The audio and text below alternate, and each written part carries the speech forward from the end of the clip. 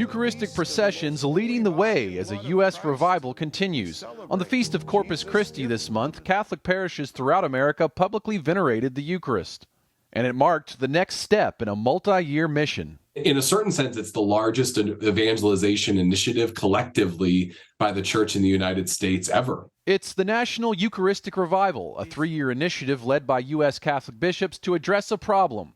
Data collected by the Pew Research Center in 2019 suggested the majority of Catholics don't believe in a core teaching of the faith, belief in the real presence, that Jesus is truly and fully present in the Eucharist. We assume everyone knows and everyone believes because this is what it means to be Catholic, and so many don't. Executive Director of the National Eucharistic Congress, Tim Glimkowski, spoke to us as 1 year of the diocesan phase to introduce the revival wrapped up, and the second year focused on individual parishes begins. This second phase of the Eucharistic Revival invites all Catholic parishes across the entire country to get even more involved, to renew belief and devotion, to keep Christ at the heart of each parish by inspiring greater love for the Eucharist.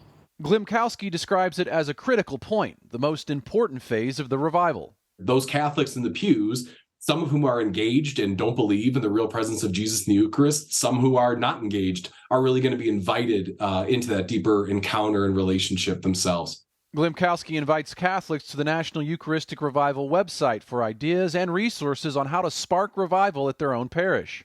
Revival leader Bishop Andrew Cousins hopes parishes will form Eucharistic-focused small groups during the parish year and invite people who may be struggling with faith.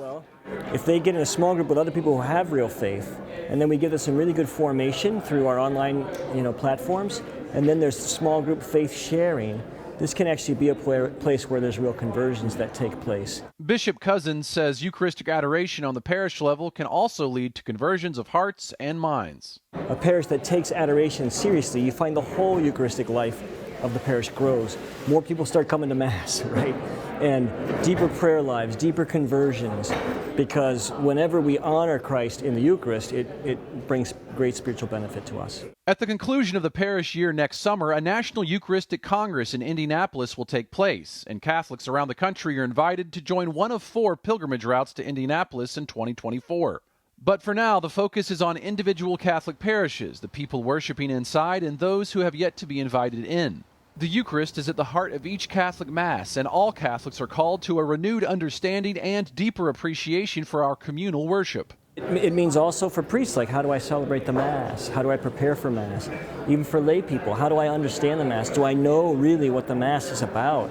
And do I understand the sacrifice of the Mass and how that's supposed to transform my life? The hope is that this Eucharistic revival will have a long-lasting impact. Glimkowski says it's time for the laity to reclaim their faith and start living it. Right now is a moment for a heroic laity that is willing to risk for the sake of the gospel in our daily lives, in our ordinary lives, in small ways that'll never be seen, and in big ways for God. And so I think this Eucharistic revival is a perfect time for us to risk it all on God again and say, I place my entire trust in you. Mark Irons, EWTN News In Depth.